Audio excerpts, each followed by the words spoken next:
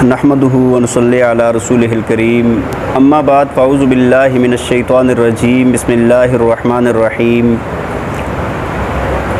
وقال النبي صلی اللہ علیہ وسلم شہر اللہ المحرم او کما جاء فی الحدیث۔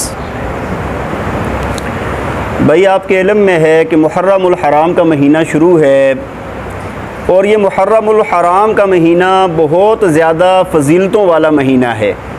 احادیث کے اندر محرم الحرام کے بہت سارے فضائل اور بہت ساری اس کی برکتیں بیان کی گئی ہیں۔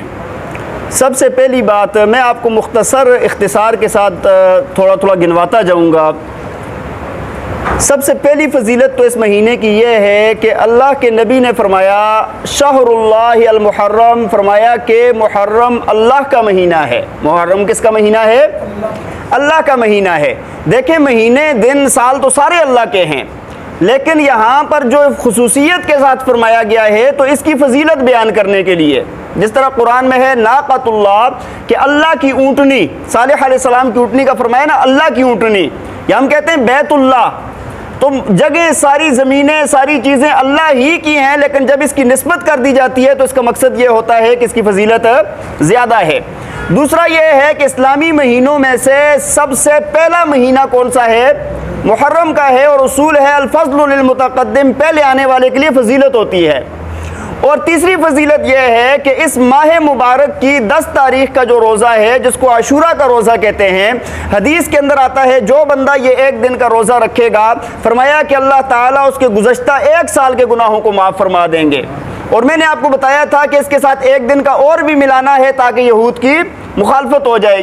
آج کا دن جو گزر گیا 9 محرم، یا یہ ملا لیں اگر آج کا کوئی نہیں رکھ سکا تو کل کے روزے کے ساتھ پھر پرسوں کا روزہ، تو یہ اس کی فضیلت ہے۔ اور چوتھی فضیلت اس کی یہ ہے کہ رمضان کے روزوں سے پہلے فرض تھا یہ روزہ عاشورہ کا روزہ۔ عاشورہ کا روزہ کیا تھا؟ اما عائشہ رضی اللہ تعالیٰ عنہ فرماتی ہیں، فرمایا پہلے نبی علیہ السلام حکم دیتے تھے اس کے رکھنے کا، لیکن جب رمضان کے روزے فرض ہو گئے تو پھر نبی علیہ السلام نے اس سے فرمایا کہ کوئی رکھے تو ٹھیک ہے، افطار بھی کر دے تو ٹھیک ہے۔ اور آپ کو پتہ ہے جو فرض ہوتا ہے وہ 70 گنا زیادہ درجہ رکھتا ہے، تو جو چیز پہلے فرض رہ چکی ہے اس کا مقام زیادہ ہوتا ہے۔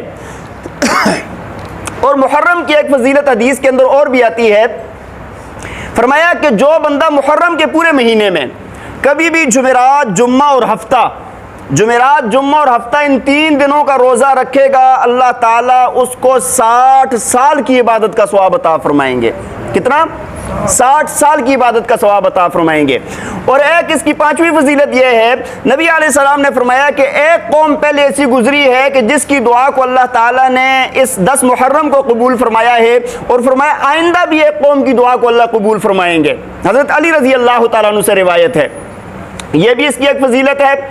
اور بھائی ایک فضیلت اس کی یہ ہے، نبی پاک صلی اللہ علیہ وسلم نے فرمایا جو بندہ 10 محرم کو اپنے اہل و عیال پر روزی کی وسعت کرے گا، اللہ تعالیٰ اس کے رزق میں پورا سال برکت عطا فرمائیں گے، اور پورا سال اس کی روزی میں وسعت ہوگی۔ 10 محرم یہ مغرب کے بعد سے شروع ہو گیا، اور کل مغرب تک اگر کوئی روزہ رکھے گا تو صبح سحری میں اچھا کھانا پینا دے بچوں کو، اور پھر افطاری میں اگر روزہ نہیں رکھا تو پھر بھی دن میں اچھا کھانا پینا دے، عام حالات سے اچھا کھانا پینا دے، یہ بھی اس کی فضیلت ہے۔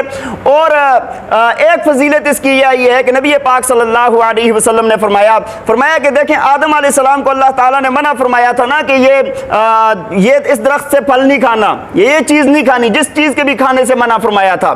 اب جب ان سے غلطی ہو گئی انہوں نے کھا لیا، اور پھر اس کے بعد اللہ کے سامنے گڑ گڑا کر رو کر توبہ کی۔ جس دن توبہ کی اور اللہ نے توبہ قبول کی وہ دن 10 محرم کا تھا۔ وہ دن کون سا تھا؟ یہ بھی ایک فضیلت ہے۔ اسی طرح نوح علیہ السلام کی قوم پر عذاب آیا، اور عذاب کیا آیا کہ پوری قوم، پوری انسانیت اور سارے کے سارے حیوانات سب کچھ غرق ہو گیا تھا، سوائے ان کے کہ جن کا اللہ نے حکم دیا تھا کہ آپ اپنی کشتی میں سوار کر لیں۔ جانوروں کا بھی جوڑا جوڑا سوار کیا گیا، ایمان والے بھی اس کے اندر سوار کیے گئے۔ اب یہ جب عذاب شروع ہوا نا، یہ رجب کا مہینہ تھا، اور پھر 7 ماہ یہ کشتی چلتی رہی، اور جب یہ کشتی جودی پہاڑ کے اوپر جا کر رکی وہ دن 10 محرم کا تھا۔ وہ دن کون سا تھا؟ 10 محرم کا تھا۔ تو انسانیت کی دوبارہ جتنے بھی انسان آج دنیا میں ہیں نا، انہی انسانوں کی اولاد میں سے ہیں ورنہ اور ساری مخلوقات اللہ تعالیٰ نے یا جتنے بھی حیوانات ہیں اس کے علاوہ اللہ تعالیٰ نے سارے حیوانات کو ختم فرما دیا تھا۔ اس کے علاوہ اصحاب کہف اللہ تعالیٰ نے قرآن میں فرمایا نا وَنُقَلِّبُهُمْ ذَاتَ الْيَمِينِ وَذَاتَ الشِّمَالِ، فرمایا کہ ہم ان کو دائیں بائیں کروٹ دیتے رہے۔ فرمایا جس دن سال کے اندر ان کو کروٹ دی جاتی تھی وہ 10 محرم کا دن ہوتا تھا۔